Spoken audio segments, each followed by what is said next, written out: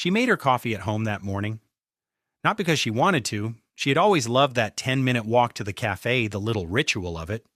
But there was a bill due Thursday, another one the week after, and somewhere between the alarm and the bathroom mirror, the math had already started.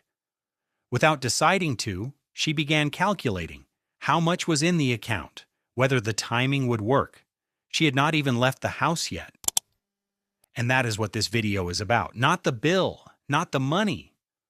But what happens to your mind when financial pressure is always running in the background, even when you are trying to do something else entirely? In 2013, researchers from Harvard, Princeton, and the University of Warwick published a paper in the journal Science that reframed how we think about poverty.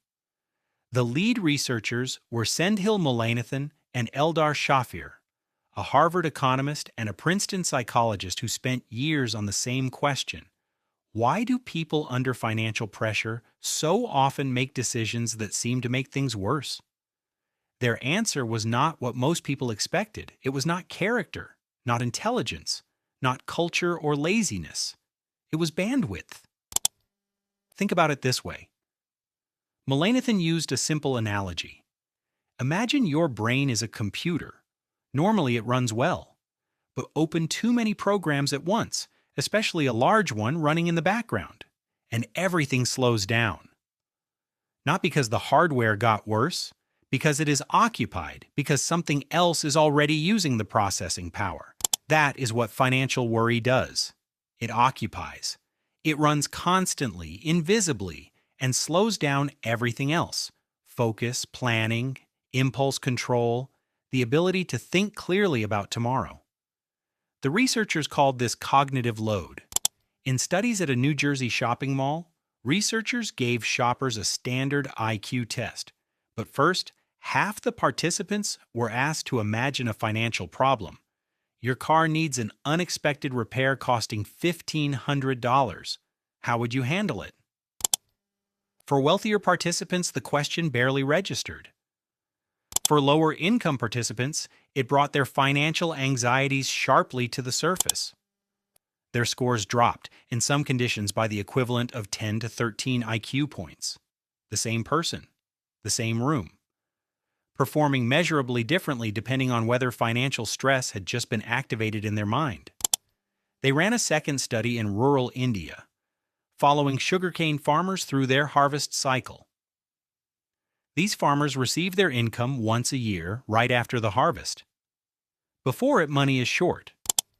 The researchers tested the same farmers twice, once pre-harvest, once after the payment arrived. The cognitive difference between those two moments in the same people was significant. Before, slower, more errors, narrower thinking. After, sharper, more flexible, clearer.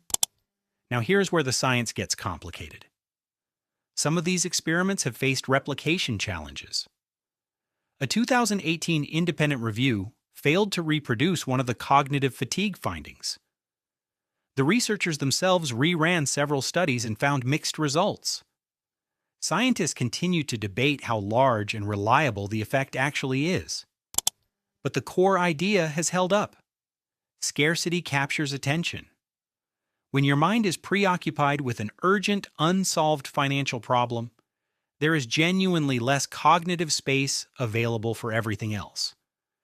That finding has survived across multiple studies, multiple countries, and multiple methodologies. And if that is even partially true, it changes how we should read a lot of behavior. The person who takes the high-interest loan instead of waiting. The parent who cannot think 3 months ahead while covering this week. The worker who snaps after a sleepless night about rent. We call these character failures. But what if they are capacity failures, the predictable output of a mind running too many things at once?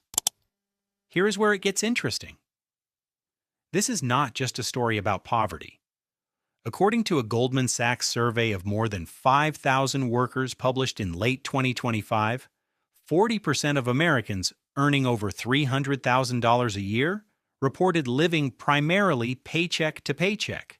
40% at $300,000 a year. The scarcity effect is not simply about how much money you have.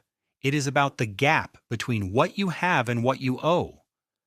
A person earning $300,000 and spending 320 lives under the same background pressure as someone earning $30,000 and spending 32. The numbers are different. The mental state is the same. The background program is running. And the part of your mind that plans, decides, and thinks clearly is working with whatever is left. That is not a moral failing. That is arithmetic.